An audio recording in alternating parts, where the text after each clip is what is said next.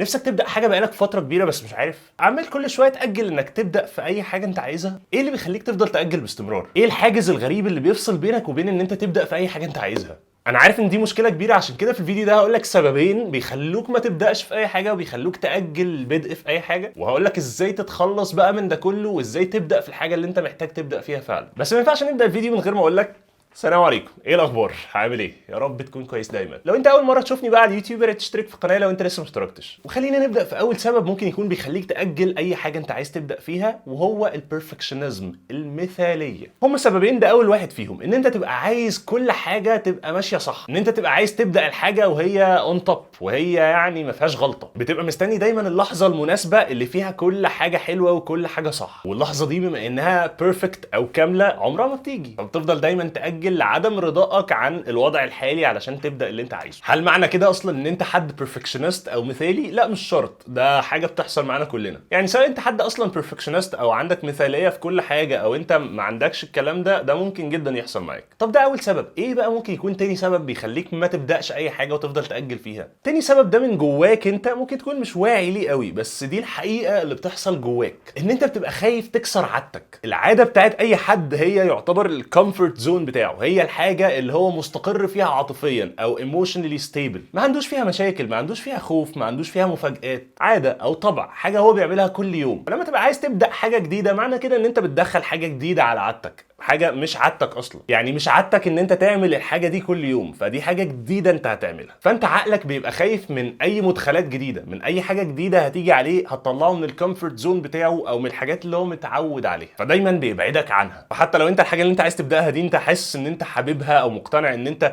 نفسك تعمل كده وهتبقى مبسوط جدا لو عملت كده، في حاجه من جواك بتبعدك عنها، في حاجه من جواك بتبعدك عن اي حاجه جديده انت عايزها. وده اللي هو عقلك اللاواعي. مش لازم اتطرق في اللاوعي والوعي دلوقتي، بس الفكره ان ده بيحصل من جواك من غير ما انت تبقى واخد بالك. طب ازاي بقى تتغلب على السببين دول وازاي تحلهم؟ ازاي بقى فعلا تبدا في اي حاجه انت عايز تبداها؟ ده برضه هيكون بحاجتين. اول حاجه فيهم ان انت تفتكر دايما السبب اللي مخليك اصلا عايز تبدا. هو انت عايز تبدا ليه؟ هو انت عايز تعمل حاجه وخلاص؟ او عايز تبدا في حاجه مثلا لمجرد ان انت بتحبها؟ دايما بيكون في سبب عميق، وغالبا ده بيكون الجول بتاعك او الهدف بتاعك من وراء البدايه دي اللي انت عايز تبتديها. السبب ده انت لازم تقعد مع نفسك شويه وتحدده او تفتكره، عشان السبب ده هو اللي هيحركك، هو اللي هيخليك فعلا تبدا في اللي انت عايز تبدا فيه. من غير السبب ده اي حاجه انت عايز تبدا فيها يبقى زيها زي اي حاجه تانية في حياتك، مش مهمه، زيها زي غيرها، يعني بدات ما بداتش مش فارقه، صح؟ فاقعد مع نفسك، حدد الهدف بتاعك من ورا بدايه اي حاجه انت عايز تبتديها اصلا، وهو ده اللي هيحركك فعلا. تاني حاجه بقى ساعدتني انا شخصيا بالذات في التاسكات او في الحاجات الصغيره اللي انا عايز ابدا فيها، ان انت تحط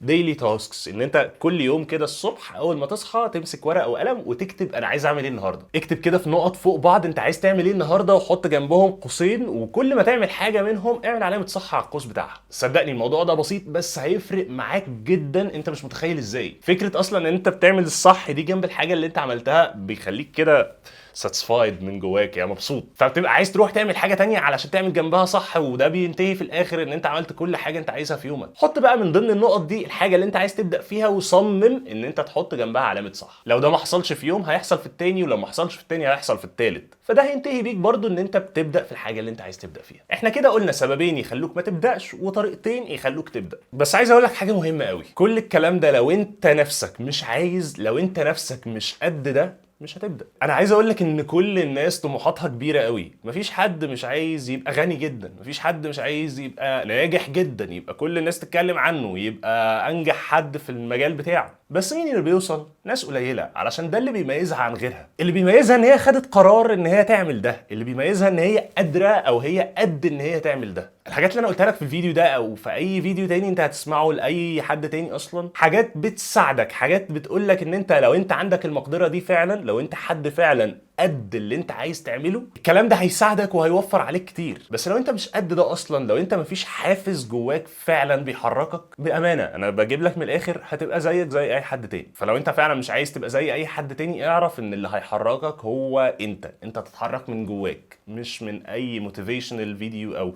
اي حاجه بتحمسك وخلاص. لو انت جواك شغال هتستفاد استفاده قويه جدا من الكلام اللي احنا بنقوله هنا او في اي تشانل تاني. بس كده، فدور على الحلو اللي جواك. بما انك بقى اتفرجت لحد دلوقتي، اعتقد ان الفيديو ممكن يكون عاجبك، فيا ريت تعمل له لايك، ويا ريت تعمل له شير مع اصحابك لو انت شايف ان في اي حد من صحابك محتاجه يعني. وشكرا جدا ان انت اتفرجت لحد دلوقتي، وبس كده.